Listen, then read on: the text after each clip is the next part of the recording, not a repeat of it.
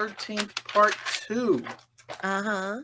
So, of course, since the first Friday made money, they wanted to explore this whole Jason part since they did away with the anthology notion. So the movie opens with an unknown man just walking through the streets, and then we show Alice from the survivor from the last movie. She's Oh, sitting in bed. Alice. She's like telling her parents, "Look, I just need to be by myself. I need a little time alone, that's all. need to, figure this out. I'll get counseling for being attacked." Wait, I have a question. Mhm. Maybe I forgot. What happened to the Christie guy? Oh, remember he got stabbed by the sign when he realized he knew the person that stabbed him. Oh, yeah, that's right. That's right. But, That's right. yeah, Okay. she was the only survivor. She is what we call the final girl, which is the last person alive that usually kills the killer that's killing everybody. I'm learning all these terms. I had no idea. None. So she's at home. She's chilling. She's like, look, telling her parents, I need to be by myself. I don't want to talk to nobody. Just leave me alone for a few days and I'll call y'all next week. Bad move. So, like I said, there's an unknown man just walking the streets, and her cat is like, something's not right here. Her cat just jumping everywhere. She's like, what are you doing, cat? So she's kind of nervous herself. So she grabs a knife and just starts, exploring the house. So she's like, I'm not playing with it from this last movie. Right. So then her cat jumps out the window and she's like, oh, okay, it must be my cat. Okay, we're good. She's not good. She opens the refrigerator door. Not the cat, not the animals. No. Worse. She sees the head of Mrs. Voorhees in her refrigerator. Are you fucking kidding me? No! Somebody comes up behind her and sticks an ice pick through her temple.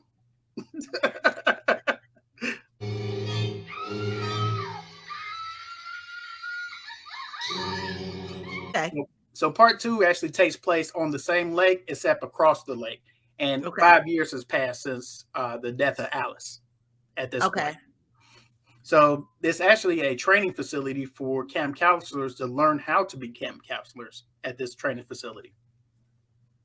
So the only people you really need to pay attention to is Paul, Crazy Ralph, and the new girl, Jenny. Oh, Crazy Ralph again. Crazy Ralph is back, and he comes preaching the gospel because some teens come into the city and, they meet up with a buddy that actually lives from the area. He's like, hey, stay away from Camp Crystal Lake, Camp Blood, but stay over here on the good side of the lake. Mm-hmm. Of course, they don't listen. Of course not. That would be too easy. Crazy Ralph stops him in the city and like, I'm trying to tell you, I tried to warn the last group that was there. It's a death curse. You're going to die. Told the others. They didn't believe me. You're all doomed. And the guy's like, yeah, get out of here, Ralph. We don't need you here. So they go. Paul is the head counselor. He's the one that trains, other counselors to go other places and be camp counselors for those summers. So while they're all gathered together, Paul tells the story of Jason. I don't want to scare anyone. I'm going to give it to you straight about Jason. And how Jason saw his mother be decapitated on the beach of Crystal Lake 5 years ago. And now he walks around and he's ready to, as a grown man, ready to kill anyone that comes to the lake. So y'all need to stay away from Crystal Lake. And then he has one of the other counselors scare everybody with like a little tribal mask. And see. But then he finishes up, all right, just stay away from Crystal Lake. We don't know if this shit's true, but that's the legend of Jason. I don't want to hear no more thing about Jason. Let's just have fun. So, of course, 2 of the counselors like, yeah, I want to see what Camp Crystal Lake, Camp Blood looks like. The sheriff catches them, takes them back like, hey, keep your counselors out of Camp Blood. That's banned area. And so he's like, okay, cool. I got him. So the sheriff, he's driving off. He sees a figure running across the road. He thinks it's another one of the counselors. So he chases this figure to this abandoned shack in the middle of the woods. He's like, what the hell is this? He goes in, doesn't radio for backup, doesn't let anyone know where he is. All right, I know this. So this is Brad. We call him Brad. Got it. He goes in, he gets it. Did they show it? They didn't show. Well, they showed a hammer going in the back of his neck, but they didn't show any blood, guts, or anything like that. Okay.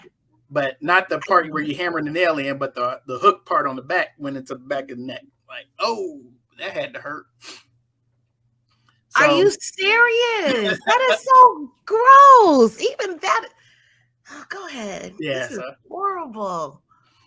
So, the counselors, they decide, hey, this is our last night of freedom before we really get to work.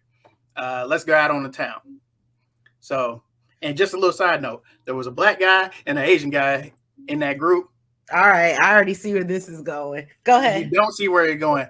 We presume they lived because they went out on the town with everybody else. What? Yeah, like a handful of people stayed, like a guy in a wheelchair stayed. Because, of course, you don't want to be the guy wheeling the wheelchair guy around the bars. And a girl that had a crush on him stayed. The couple that got caught up in Camp Blood, they were forced to stay. And then another couple stayed just to, I guess, even the things up. Right. So, of course, Jason gets rid of all of them as soon as they leave. Of course. So one guy, he gets caught up in a trap that the head counselor sets up for bears. Make sure bears don't come up on the property. What? One of those, I don't know if you see. No, not those. But it was like a little rope trap where if you step in the rope, it hangs you upside down. So he got caught up in one of those, and the girl that he was flirting with, she's like, well, let me go get a knife and cut you down, blah, blah. She goes get a knife. She comes back. She found this dude's neck. Got an extra space right here. Oh, right. Shit. Did they show it? They didn't show the actual cutting, but they kind of made you assume that's what happened. So then she turns around like, oh my God, there's a dead body here. And then they show her screaming into the camera and then they cut it. She dies off scene. So they don't show her getting murked. See, I can handle that. Right. My Daisy can handle that. So, Okay. Yeah, so they cut to Paul and Jenny and the other guy. I forgot his name. He wasn't anybody important. He was just kind of there to push the story along. So they're just talking about, what if this Jason thing was really real? And that's why they don't want us over in Camp Blood. He could be some kind of deranged maniac seeing his poor mother being beheaded all those years ago. He could be just this man child just walking around hoping that his mother gets resurrected. She used the R word, but I'm going to say special needs boy. Okay. Got it. Right. So they're like, oh, nah, that's just town lore just to keep people out of there. So back to the fun. So next, the couple that got caught going over to Camp Blood, they get impaled by a spear. Can you sex? Can you warm me up before you just come out and say, damn? Can you do something first? Can you just say it so normal? Like, oh yeah, just had an ice pick in her tongue. So yeah, while they're having sex, Jason creeps up the stairs, grabs a spear that's hanging on the wall. They always got this adventurous hunting thing going in all these cabins or whatever, right? Grabs a spear while they're in the throes of Did they show it? Well, they don't show it, but you see dude on top of her and she looks up like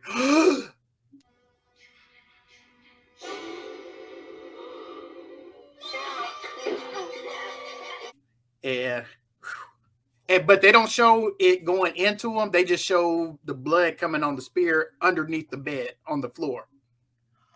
If that makes sense. God, yes. So there was kind of a shish kebab, I guess. I don't know. Imagine being in the corner on that one. Morbid.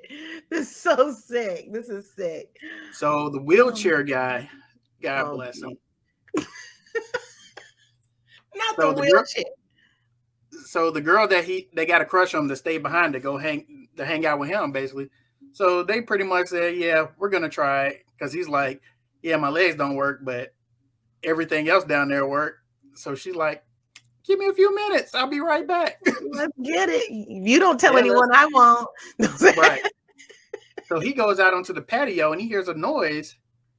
And then next thing you know, there's a big hatchet that goes across his face like this. I closed my ears. What was it? A big hatchet, like a machete. I'm sorry, machete. One of them big long knives. Oh, You're Caribbean. You know what a machete is. asked you to warn me first. Did they show it? They showed it in his face. They didn't show the actual impact, but they showed it in his face. Mind you, he's in a wheelchair now. And this is probably one of the messed up parts about this. He's leaning back into his wheelchair. The wheelchair starts rolling backwards. And then it just starts rolling down this long flight of stairs. Oh, and then they cut it.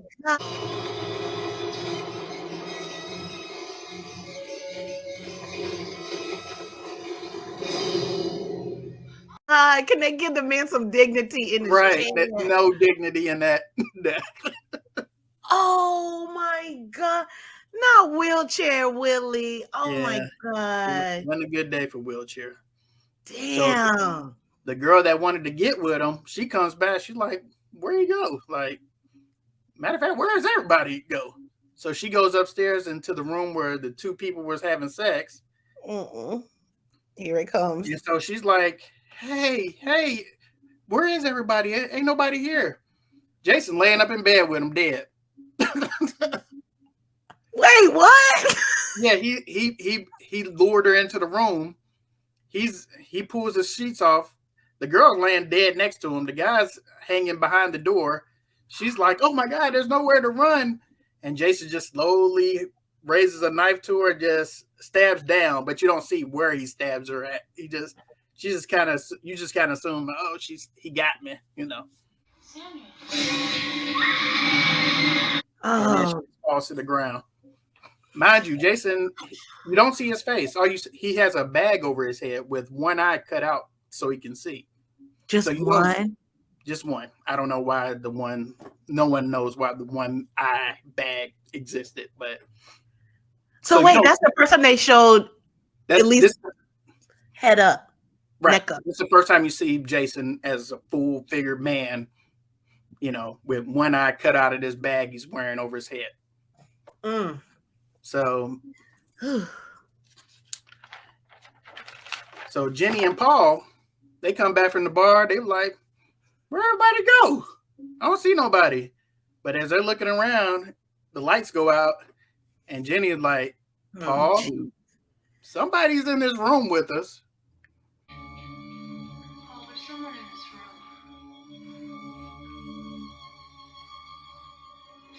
Oh, there's someone in this fucking room!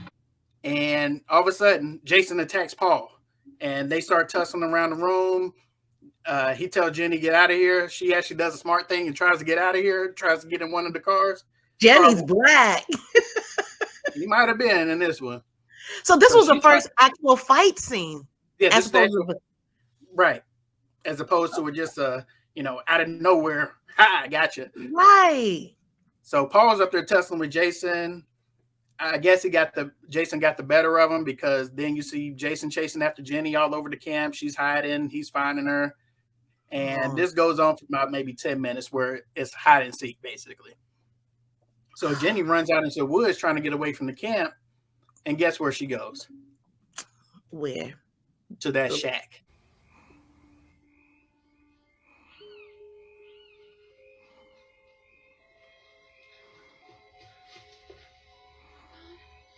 Please help me.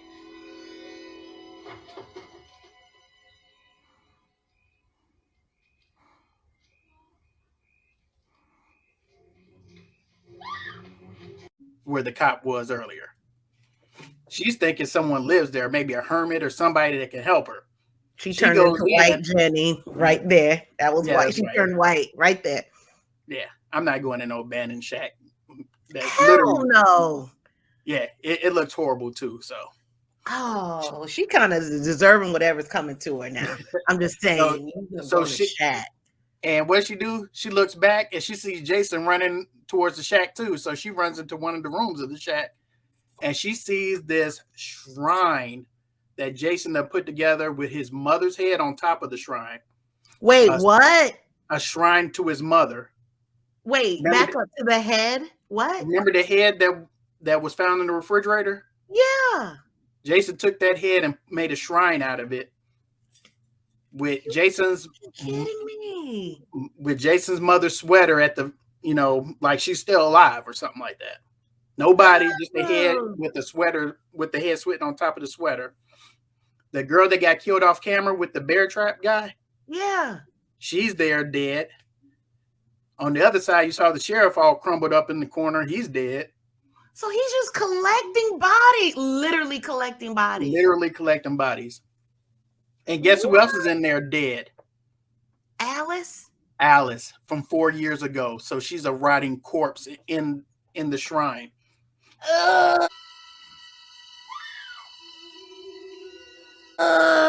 Sacrificed to his mommy. Oh shit! Are you kidding me? Yeah. So. What did she look like? You didn't even know it was the same person. So yeah, it was over for her. Oh. So Jenny actually is smart. She really, from the stories that they were talking about with Jason, like, he just wanted his mother, right? So Jenny puts on Jason's mother's sweater, bloodstained and all, and fixes her hair like the corpse head that's in front of her. And then she starts acting like Jason's mother. She's like, Jason, this is your mother. Listen to me. Jason, mother is talking to you. And Jason like, hold on. You don't look like my mother. And then they start showing like a little hologram of the lady, Betsy Palmer, Mrs. Voorhees from the last movie. She makes a cameo in this movie, and inside of Jason's mind, that looks like his mother to him.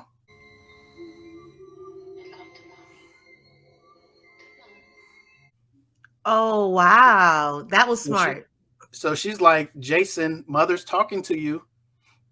And she like, everyone's dead and you've done your work. You can go rest now. And he's like, okay. You see kind of like him nodding like, yeah, I guess everyone is dead now. And then she like, get on your knees, Jason. So Jason just gets on his knees and Jenny grabs a machete that she found in the thing. And as Jason's on his knees, she cocks back like Alice did. But here's the thing. When she cocked back like this, Jason looks behind her and sees the shrine of his dead mother's head. And then he's like, this ain't my mama.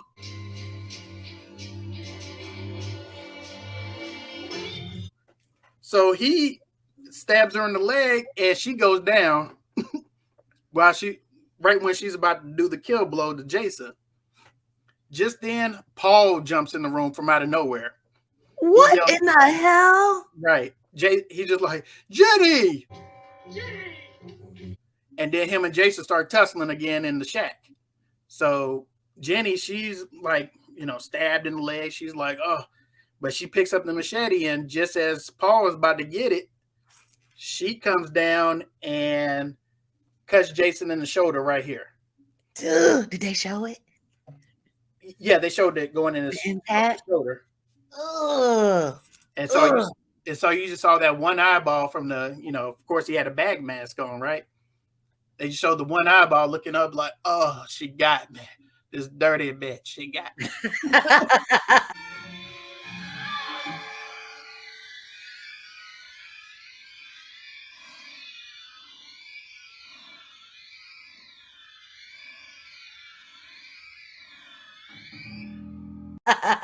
And so he just falls to the ground, and they both looking around like, what is this? And then Jenny pulls his mask off, and they both looking like, oh my God. But they don't show the face. They just like, Paul's just like, man, let's just get the hell out of here. Let's just tell the cops, right? So they get back to the cabin. Of course, Jason cut all the phone lines. So then they heard a knock on the door. and they thinking it's Jason coming back to fight him again.